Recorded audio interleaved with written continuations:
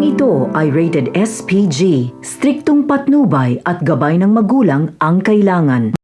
Matapos sundan ng mga tao ni Severino ang mag-asawang Marsing at Nita, ay agad namang ibinalita ni Severino sa kanyang boss Ramon at kay Don Julio na nakabalik na ang mag-asawa sa kanilang bahay at hindi nila namataan si Edwin doon.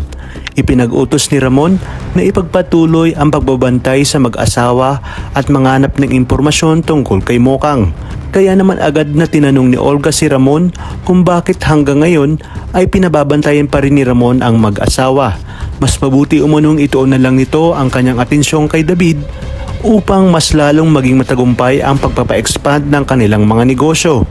Wika ni Ramon na huwag siyang pakikialaman ni Olga dahil alam niya umano ang kanyang ginagawa.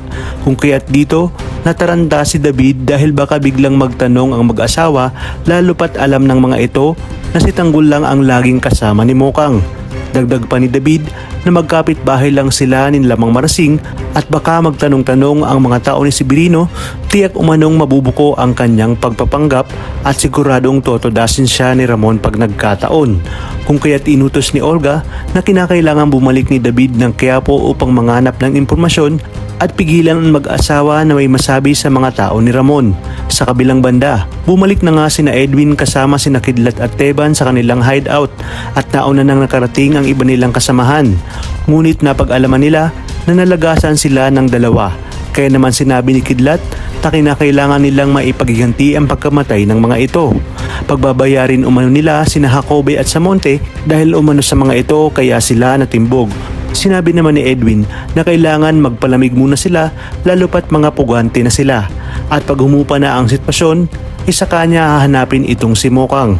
Sa kabilang banda, tuloy na nga ang prison week na taon ang ginagawa ni Chief Espinas kung kaya't may mga tagalabas na pupunta sa koreksyonal upang magtanghal at pagbigay ng kasiyahan sa mga preso. Kung kaya't dito na isasagawa ni Nabong ang kanilang planong pagtakas at pagpatay kina Espinas at Tanggol. Talagang kapanapanabik ang mga susunod na tagpo sa teleseryeng ito, kaya naman sabay-sabay natin itong pakaabangan.